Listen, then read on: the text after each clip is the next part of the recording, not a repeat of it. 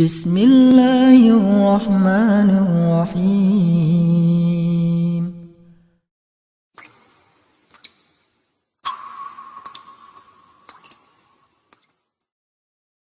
Semoga Ustadz dalam perlindungan Allah dan sehat selalu. Allah muliakan Anda. Saya mau tanya Ustadz, apa amalan terbaik di bulan Ramadan dan apa saja tanda-tanda puasa yang diterima oleh Allah Subhanahu wa taala?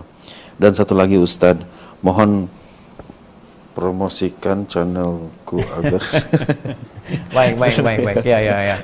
Baik, bismillah. Teman-teman dimanapun Anda berada, saudara-saudariku yang mungkin terhubung baik di Indonesia, dari Medan, Lombok, Bengkulu, Palangkaraya yang saya cintai, dan saudara-saudariku yang di Malaysia, juga beberapa negara yang bergabung.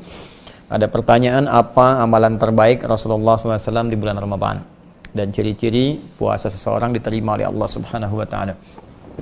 Hadis riwayat Ibnu Abbas radhiyallahu taala anhuma dari Nabi sallallahu alaihi wasallam, bersumber dari Nabi sallallahu alaihi wasallam ketika diamati oleh Ibnu Abbas, disampaikan kana Nabi sallallahu alaihi wasallam ajwadan nas wa ajwadu ma yakunu fi Ramadan. Adalah Nabi sallallahu alaihi wasallam itu orang paling baik, dermawan, dan bertambah kedermawanannya saat tiba Ramadan. Ya, kalau jud itu umumnya ke harta. Ya. Yang kedua, beliau menambah bacaan Qur'annya. Ya. Khina yalqahu Jibril fi kulli lailatin min Ramadan. Khususnya ketika Jibril datang setiap malam Ramadan, itu bertadarus dengan Nabi sallallahu alaihi wasallam. Ya, dua.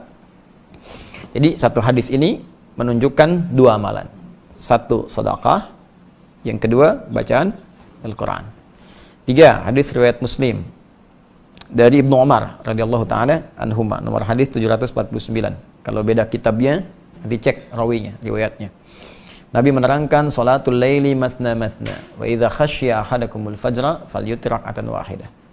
Bangun malam itu, salat malam, tunaikan 2 rakaat sampai tak ada batas. Jika khawatir fajar tiba, maka tunaikan 1 rakaat witir. Cepat tutup.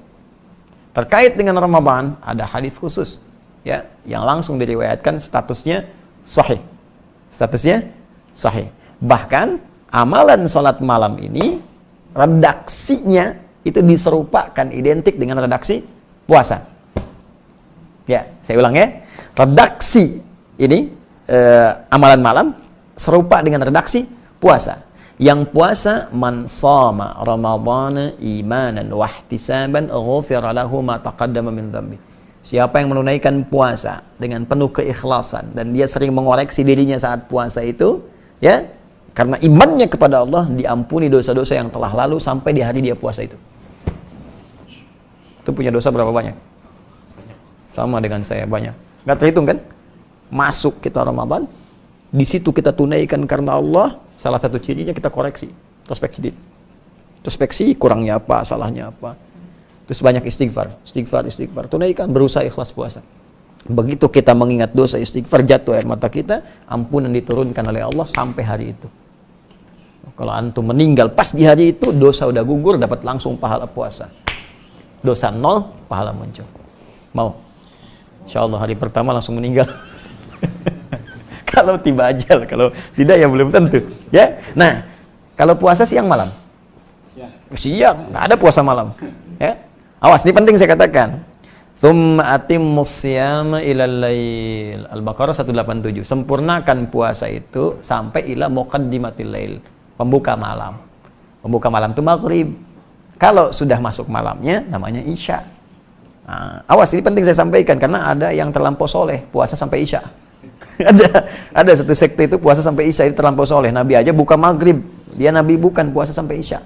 Ya. Nah, jadi karena puasa siang, yang kedua ada amalan malam. Redaksinya sama persis dengan yang tadi, cuman berubah wujud amalannya. Ya, apa amalannya? Man qoma Ramadhana imanan wa ihtisaban ghufira lahu ma taqaddama min dhanbi. Puasa siang, ente diampuni siangnya. Apakah langsung seketika peluang dosa hilang? Belum tentu, karena setannya pun tidak berhenti sebelum Anda meninggal. Gitu. Boleh jadi siangnya diampuni, sampai maghrib tuh, diampuni dosa. Habis maghrib, keluar gibah. Siapa sih yang ngadan jelek banget? Jelek banget, yang baru diampuni dosa, dan muncul lagi tuh. Ya. Ya, itu. Bagaimana cara menutupnya? Man qama Ramadan. Siapa yang bangun malam? Nah, bangun malam di Ramadan, qiyam Ramadan. Ya, tunaikan dengan tenang, nikmat, sehingga ada sentuhan ke jiwa, ke roh. Roh itu bahasa Arab. Ya, Quran surah ke-17 ayat 85. Yas'alunaka 'anir ruh. Qul ruh min amri rabbi wa ma utitu minal ilmi illa qalil. Ruh itu ya dari kata roh ya ruh. Ya. Nah, kalau Anda mendapatkan sesuatu yang berdampak pada roh, enak, tenang.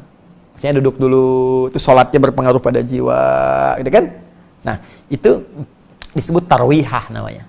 Tarwihatun. Jadi saat sholat ada getaran ke jiwa enak, terus istirahat sebentar, sholat lagi, tarwihah. Kalau berkali-kali dijamakan namanya tarawih. Nah, kan? Baik, malam Ramadan ada sholat apa? Tarawih. Nah, tarawih itu sifatnya. Jadi tunaikan sholat dengan tenang. Ya, ada dampak ke jiwa, itu maksud tarawih. Ya. Jadi kalau kita punya getaran ke jiwa, tenang, nyaman, nah itu sifatnya disebut apa? Tarawih. Kalau dalam sholat itu sampai kita tobat, sujud, doa, begitu tobat jatuh air mata, diampuni dosa sampai malam itu. Dari semua perjalanan hidup kita sampai di situ. Nah, itu disebut tarawih. Nah, jadi jangan tergesa-gesa. Ya, ada orang sholat 11 rakaat 1 jam. Masa yang 23 7 menit? Allahu Akbar, Allahu Akbar, Allahu Akbar. Nah, itu ya. Nah, jadi walaupun secara fikih mungkin bisa benar, tapi nilai tarawihnya bisa hilang. Secara fikih mungkin bisa benar, bacaan cepat mungkin bisa saja. Tapi nanti ada beberapa bagian-bagian yang hilang. Tumanina apa dan sebagainya. Ya, nggak usah jauh-jauh, Nabi aja kan nggak begitu gitu. Ya, pelan-pelan. Nah, kembali kepada tadi, jadi amalan apa yang dikerjakan saat Ramadan? Kita rinci tadi. Ya, masih ingat yang pertama tadi kan ada 2, sedekah. Ya, karena itu siapkan dari sejak sekarang. Tabungan kita pelan-pelan.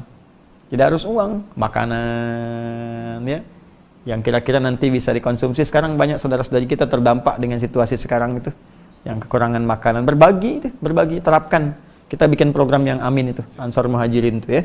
Alhamdulillah teman-teman dimanapun Anda berada, kami telah kirimkan bagian pertama ke saudara-saudari kita Indonesia yang ada di Malaysia, sudah sampai, semoga bermanfaat.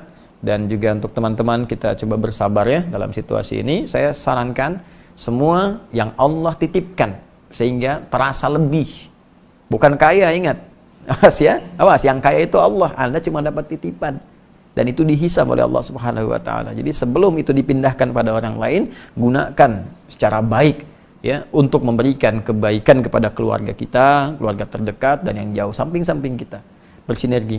Nah, kata Nabi, ayo berbagi saat Ramadan walaupun cuman sehirup air, 1 kurma. Ya, itu bahasa majas ya. Jangan gini misalnya aqua 1 sedot udah kan kok cuma sedot ya hadis Nabi tidak ya. Jadi itu majas kiasan ya, batas kiasan lah. Jadi walaupun air kita bagikan ya, kurma kan kurma nggak harus dimasak lagi ya, jadi bisa langsung tapi yang matang ya, jangan kurma yang mentah itu kan. Oh ini kok mentah ya, tunggu sampai buka mungkin matang tidak begitu ya. Jadi kasihkan yang bisa dikonsumsi. Jadi 1 sedekah nilainya tinggi. Kemudian Quran. Ya, Nabi aja sampai hatam Ramadan itu sekali. Ketika akan wafat 2 kali hatam. Ya, tadarus, pahami artinya ya dengan baik, baca dengan bagus. Yang ketiga tadi salat malam, hidupkan. Ya, itu amalan diantara yang dianjurkan Nabi Sallallahu Alaihi Wasallam. Dan ada kalimat muhasabah. Muhasabah itu introspeksi diri, ya, minta ampunan dari dosa. Yang kelima memperbanyak doa. Perbanyak doa itu ada di Quran surah kedua dalam rangkaian ayat Ramadan ayat 186. Memperbanyak doa pada Allah. Taubat, perbanyak doa. Nanti ada buku saya tentang makna ayat puasa. Itu membahas ayat puasa dari ayat Al-Baqarah 183 sampai 187. Dan setiap hurufnya. Saya ayyuhalladzina amanu, ya berapa kali disebutkan di Quran, maknanya apa dan sebagainya sampai ayat 187. Jadi secara singkat itu amal-amalannya. Yang terakhir, apa tandanya puasa seseorang diterima oleh Allah Subhanahu wa taala? Tanda paling singkatnya ada perubahan pada nilai takwanya. Itu yang disebutkan secara langsung dalam ayat 183 di surah Al-Baqarah di ujung ayatnya. Ya ayyuhalladzina amanu kutiba alaikumusiyam kama kutiba alal ladzina min qablikum la'allakum wattaqun. Hai orang-orang beriman, diwajibkan atas kalian menunaikan ibadah puasa seperti orang dulu pernah menunaikannya. Tujuan puasa itu supaya kalian menjadi orang takwa. Orang takwa. Kemarin saya bahas kan di pertemuan yang lalu. Apa manfaatnya jadi orang takwa? Bisa banyak bahagia. Wattaqullaha la'alakum tuflihun. Apa manfaat takwa? Bisa mudah hidup. Wa may yattaqillaha yaj'al lahu makhraja. Rizki mudah wa yarzuqhu min haitsu la yahtasib. Ilmu meningkat. Wattaqullaha yu'allimukumullah. Dosa diampuni, ya. Yukaffir anhu sayyiati. Jadi dihapuskan dosa-dosa, itu orang takwa. Nah, jadi kalau dia berhasil puasanya, maka ketakwaannya meningkat. Apa ciri takwa itu? Kembali ke Al-Baqarah yang kemarin kita kaji. Keimanan meningkat, salat menjadi rajin, alladzina yu'minuna bil ghaib, ya wa yuqimunas shalah, salatnya jadi rajin. Sebelum puasa, mohon maaf, hanya yang fardu-fardu. Saat puasa dilatih menunaikan sunnah. Gini.